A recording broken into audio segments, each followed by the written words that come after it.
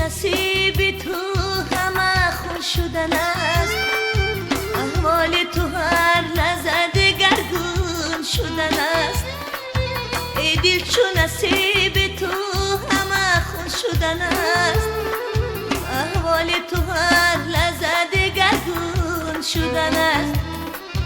ای جان و بدن برای چه کار آمده ای، چون عاقبت کار تو بیرون شدن است. ای جان و بدن برای چه کار آمده ای، چون عاقبت کار تو بیرون شدن است.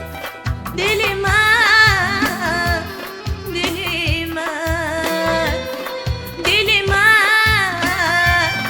دل من، دل من، دل من، دل من، دل من.